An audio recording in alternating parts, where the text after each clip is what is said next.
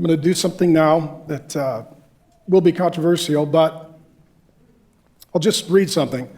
From the Black Lives Matter co-founders, we are trained what? Here's what I know. A lot of people have said things about me. There's whole websites written against me. People have devoted their lives to attacking and criticizing me. The best way to know what someone believes is just let them tell you. Okay? So this is telling you who they are. Say, my name is Mark, and I believe in the Bible, and I trust Jesus. Okay, that's me. That's who I am. We are trained Marxists. We actually do have an ideological frame. What is that? It's cultural Marxism. The founders, I didn't name them, in particular, are trained organizers. We are trained what? Marxists. We are super versed in ideological theories. Our goal is to get Trump out. Okay? 1 Peter, honor the emperor. Doesn't mean you agree with them. It doesn't mean you can't run against them. It doesn't mean you can't try and remove them from office. You just do so in a way that's honorable. So what happens here is there are two very dominant political ideologies that have become hashtags. Okay? My goal now is to make everyone uncomfortable because I believe in equality.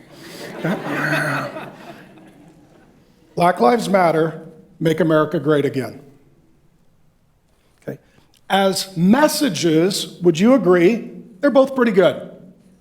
So you know what, that's good and that's good. I mean, I do believe, especially if I'm seeing abuse and the taking of innocent human life, that those lives matter, and America kind of sucks right now. Could we make it better?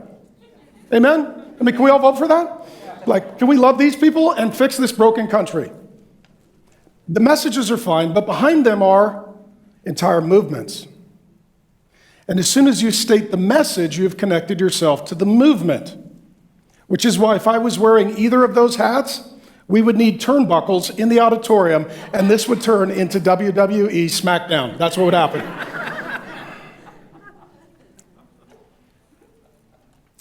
Let me read the next one. If you want to know what I believe, if you go to, well, let's say our church, thetrinitychurch.com, and you click on About or Belief, there is a doctrinal statement that I wrote that tells you exactly what I believe. If you go to this website and click on About, they have their mission statement, their doctrinal statement. They tell you what they're about. Okay? And this is important because, again, I've been lied about a lot. So let me just put out what I believe. Let me allow others to have that same right.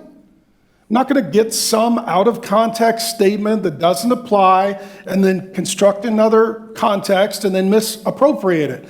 I'll just click on your site and read it. We make space for transgender brothers and sisters. Cultural Marxism applied to gender.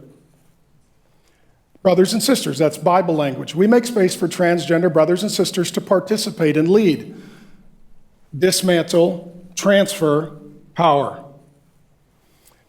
We do the work required to dismantle cisgender. If you don't know what that is, that's male and female. God gave you a gender. If you don't feel like you are that gender, then God, the Creator, made a mistake, and you have the right to recreate yourself in the gender of your own choosing.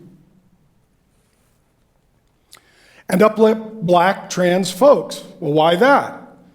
Because of intersectionality.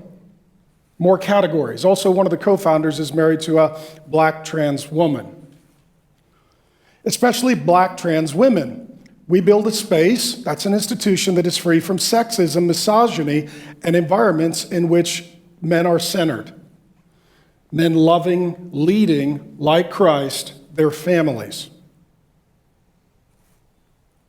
We dismantle. I told you that cultural Marxism was about what? Dismantling institutions. We dismantle the patriarchal practice, that means men leading their families, that requires mothers to work double shifts so they can mother in private, even as they participate in public justice work. What it's saying is there's a lot of kids that don't have a dad, therefore the government needs to be the dad and provide more for mom so she has time for social justice work. My answer would be, how about we fix the dads? How about we fix the dads? Because here's what I can tell you. Every sociological study will tell you that the best environment for a child is with their biological mother and father going to church, reading the Bible, and praying. Bradford Wilcox, the leading sociologist on marriage and family in America, he's at the University of Virginia. He has proven with the largest data analysis and survey in the history of our country that the best environment is the one that God created. A man and a woman get married, have a baby, worship God, and raise the baby. It's not perfect. We're not perfect. I'm not a perfect parent. But it's the best. It's the best. And what happens is God gives certain responsibilities to men, and if we transfer those to government, we hurt women and children. Furthermore, we go bankrupt because if you keep enlarging the government to replace the man, and the man is disincentivized to work to meet the needs of his family because he's not responsible for his family, eventually you run out of people to tax. We disrupt the Western prescribed what? What's it say? Nuclear family. Our mission statement is not to have mothers and fathers and families. We foster a queer-affirming network. When we gather, we do so with the intention of freeing ourselves from the tight grip of heteronormative, that's male-female thinking, or rather the belief that in all the world are heterosexual unless, and you can't use gender pronouns, so we do that, she, he, or they disclose otherwise.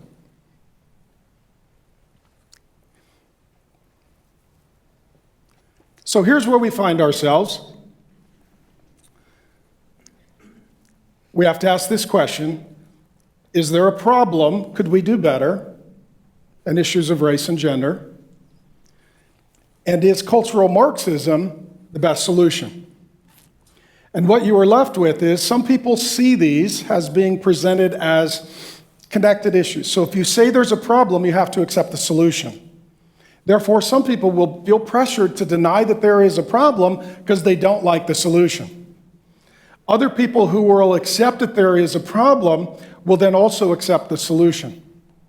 So basically, the options right now, and many of you are feeling this, let me put language to it. You got two choices. Are you a racist or a Marxist? And as a Christian, how many of you go, I don't like those options. I don't want to be a racist. I can't be a Marxist. I don't like my options.